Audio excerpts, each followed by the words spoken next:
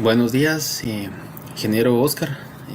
Pues el día de hoy le vengo a presentar lo que es el protocolo FTP. Bueno, como primer punto, pues vamos a empezar a ver lo que es un poco de historia acerca de este protocolo. Pues tuvo orígenes en los años 70. Este protocolo pues se remonta a la década de más o menos de 1970, cuando comenzaron a surgir las primeras redes de computadoras interconectadas. En este periodo se necesitaba una forma estándar de transferir archivos entre diferentes sistemas informáticos. FTP pues fue desarrollado inicialmente por Ian Bruchman. Él fue un estudiante graduado del MIT en 1971. Más tarde, pues en 1980 se publicó un primer RFC, que fue el 765, que describía pues las características del protocolo FTP. A medida que el Internet y las redes informáticas crecían en popularidad, FTP se convirtió en un estándar ampliamente adoptado para las transferencias de archivos. Su evolución y refinamiento condujeron a la publicación de un nuevo RFC en 1985, el cual es el que utilizamos actualmente, que es el 959, que se convirtió en las especificaciones principales de este protocolo. A lo largo de los años se han introducido varias extensiones y mejoras al protocolo FTP para abandonar nuevas necesidades y desafíos. Estos incluyeron extensiones para la autenticación segura y la transferencia de datos encriptados y la gestión de directores. Aunque FTP ha sido ampliamente utilizado durante décadas, ha surgido alternativas más modernas y seguras como un SFTP y un FTPS, que ofrecen capacidades de seguridad y mejoras, que lo vamos a ver pues un poquito más adelante. Este FTP también fue uno de los componentes básicos del ARPANET, la red que luego daría lugar al Internet. Así nació pues un protocolo que fue anterior al correo electrónico, y que de hecho se usó también con ese objetivo en los primeros tiempos, y que nos ha acompañado pues ya casi durante de 50 años. FTP nació con ARPANET y luego, antes que Internet y el correo electrónico. O sea, primero existió el protocolo FTP. Aquí también pues ahí en la imagen pues le coloqué una captura de WSFTP, que es un viejo cliente del FTP que triunfaba en la década de 1990. Era uno de las aplicaciones que se tenía para poder hacer esta transferencia de archivos. Bueno, ahora vamos a ver pues un poco de sus generalidades. FTP, sus siglas pues serían File Transfer Protocol. Esto pues es un medio para enviar y recibir archivos a través de una conexión de red, utilizando un marco de referencia entre un cliente y un servidor, y también una seguridad de SSL/TSL, donde el protocolo FTP le permite a los usuarios compartir archivos, a compartir archivos con computadoras remotas a través de una transferencia de datos segura, eficiente y también confiable, que esto lo hacemos pues utilizando todos los protocolos TCP/IP. FTP funciona de la misma manera que el HTTP, que fue el que vimos en la clase anterior. La diferencia es que FTP se encarga de transportar archivos a través del Internet, mientras que el HTTP se encarga de transferir páginas web y correos electrónicos respectivamente. Pues para poderlo utilizar necesitamos disponer de una cuenta en una máquina que va a recibir o enviar los archivos. Pues como ya lo habíamos dicho, la arquitectura que se utiliza para este protocolo es un cliente servidor, Y en este caso pues tenemos dos puertos de comunicación. Uno es el puerto 20, que es para transferencia de datos, y el otro es el puerto 21, que es para transferencia de órdenes. Bueno, quise poner pues cuáles son las ventajas y desventajas de este protocolo, que en realidad pues hay varias. Primero vamos a ver las ventajas. Pues realizar una conexión rápida con el servidor. Esto nos permitía pues ser un poquito más ágiles. Este protocolo pues es ideal para subir muchos archivos o pocos según se necesite. Es una plataforma, es multiplataforma, funciona en cualquier sistema operativo. Esto nos permite que nos podamos mover de diferentes formas en diferentes servidores, en diferentes sistemas operativos. Pues siempre nos va a funcionar este protocolo. Permite subir y bajar archivos bidireccionalmente, o sea, entre ambas direcciones, entre un cliente y un servidor, que eso también es algo que nos ayuda bastante. Soporta conexiones encriptadas como con certificados SL, donde pues al final aquí podemos tener una parte de seguridad. No necesitas saber comandos ni usar terminal. Tiene clientes gráficos. Esta es una gran ventaja que tenemos esto, que no todo es por el command line, sino todo pues podríamos utilizar aplicativos donde podemos verlo todo a nivel gráfico. No se requiere conocimientos técnicos para usarlo, o sea, es fácil de utilizar. La transferencia de archivos en forma direccional entre un cliente y servidor pues es bastante básico. Las desventajas de este protocolo: si no hay un SSL de por medio, los datos de usuario, contraseña y la información que se sube o se baja se envía sin encriptación. Esto lo hace pues inseguro. No permite la automatización de diferentes procesos como lo permiten otros protocolos más modernos, como por ejemplo conectarse a través de un servidor SSH. También es un protocolo pues ya un poco viejo, que si bien ha recibido actualizaciones, no se ha adaptado al desarrollo web que tenemos pues en la actualidad. No permite paralelizar las descargas o subidas de archivos. Estos deben hacerse uno a uno, o sea, siempre se tienen que hacer uno a uno. Sin embargo,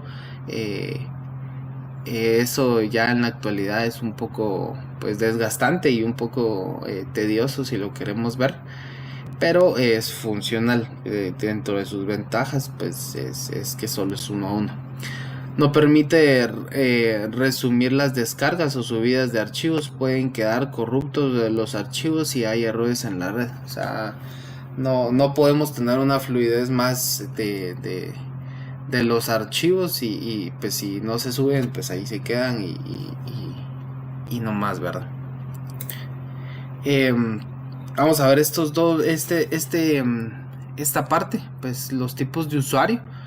Para utilizar este protocolo pues existen dos tipos de usuarios: el usuario FTP, que son aquellos que disponen de una cuenta en la máquina que ofrece el servicio FTP. Este pues es configurado dentro del servidor y pues ya con él puede tener pues los permisos y acceder a esta transferencia de archivos.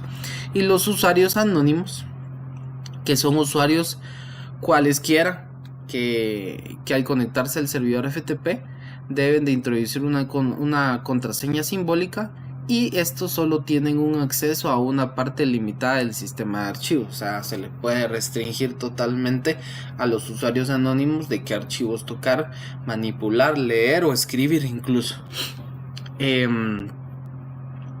Por otra parte pues tenemos los tipos de archivos de FTP. Existen dos formas de transferir información en FTP. Una es de forma binaria y la otra es de modo ASCII. Esto resulta muy útil ya que no todos los tipos de archivos deben de transferir de la misma manera. Hacerlo de forma equivocada podría pues causar errores en la transferencia y hasta alguna pérdida de datos. Para lo que son los archivos de transferencia binaria, Pues este tipo de transferencia se usa para archivos .exe, que son ejecutables, los binarios .bin, imágenes, archivos de video, audio y texto de tipo .doc. El otro es el tipo ASCII, que este es ideal cuando los archivos solo se usan con caracteres imprimibles. Pues se usan en archivos HTML, TXT, HQX, PX, entre otros, pues diferentes, ¿verdad? También tenemos pues los modos de conexión. Los modos de conexión, FTP admite pues dos diferentes modos de conexión del cliente. Estos modos se denominan pues activo o estándar. En algún momento también le llaman port. Esto debido a que el cliente envía comandos tipo port al servidor por el canal de control a establecer la conexión. Y también tenemos un otro que es el pasivo o PASP, que también es llamado así, porque en este caso envía comandos de tipo PASP, como lo podemos ver en la imagen. El modo activo, pues el proceso establece una conexión del cliente hacia un puerto, hacia el puerto 21 del servidor. Luego en esa conexión se comunica al servidor se comunica al servidor el puerto que está analizando el cliente para la recepción de datos. Y por último, el servidor inicia la conexión abriendo el puerto 20 y abre el puerto indicado en el cliente para la transmisión de datos. Con el modo pasivo, la conexión empieza en el cliente hacia el puerto 21 en el servidor FTP. Para la transferencia de datos, el cliente solicita un puerto inferior al 1024 en el servidor, y luego cuando recibe la contestación del servidor, establece la conexión con el servidor para la transferencia de datos. Y por último, pues el cliente siempre es el que inicia este tipo de conexiones. Y aquí pues aquí tenemos cómo sería un poco el proceso de esto. Bueno, vamos a hablar también de lo que es el RFC, el último actual. Este es titulado como el File Transfer Protocol, que es el FTP. Este RFC 959 especifica los comandos y respuestas que se utilizan en las interacciones entre el cliente FTP y el servidor FTP. Establece un conjunto de reglas para la autenticación y autorización y la transferencia de archivos.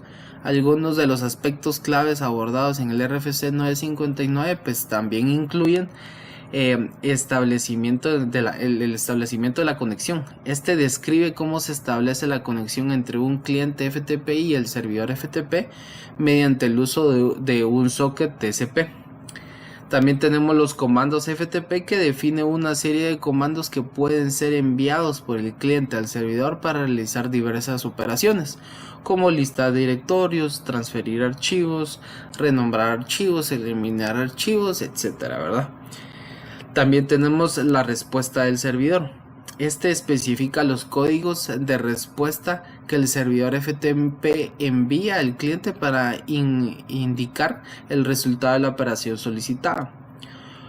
También tenemos los modos de transferencia, que estos describen los modos de transferencia de archivos compatibles, incluyendo el modo de transferencia de bloques y los modos de transferencia de flujo. Y por último, pues también tenemos la parte de seguridad y autenticación, que proporciona pautas para autenticación de usuarios y la protección de la información durante la transferencia de archivos. Esto, aunque el estándar original carece de mecanismos de seguridad robustos, ¿verdad? Bueno, pues vamos a ver también un poquito de la parte de seguridad del servidor FTP. Pues tenemos dos. Una es el FTPS, que este es el modo seguro de funcionar de FTP, ya que implementa una encriptación TSL o SSL sobre la conexión gracias a que envía el comando auttsl. Algo bueno de correr las conexiones en modo FTPS de esta forma es que el servidor mismo puede denegar cualquier conexión que no venga encriptada por TCL. Pues bueno, de esta forma se evita el robo de información cuando algunos hosts se conectan al servidor, y esto impide pues ataques a este tipo de recolección de información.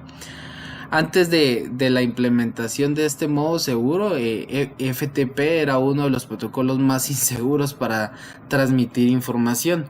Hoy, gracias al auge del SSL, pues se ha vuelto un poco más seguro, pues al final de la implementación. Pues el segundo es el SFTP.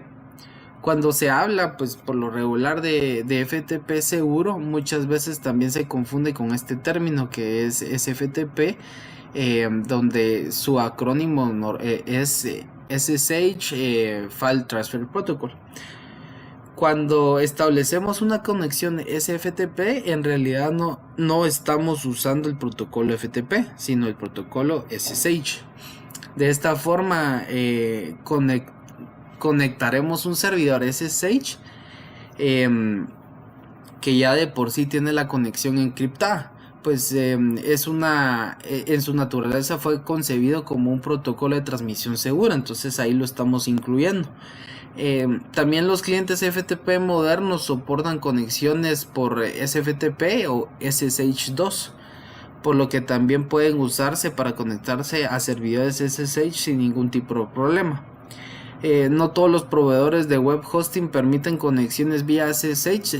Si llega a ser pues alguno en algún caso, pues hay que hacer pruebas con FTPS, ¿verdad? Y eso sería todo. Le agradezco mucho, ingeniero.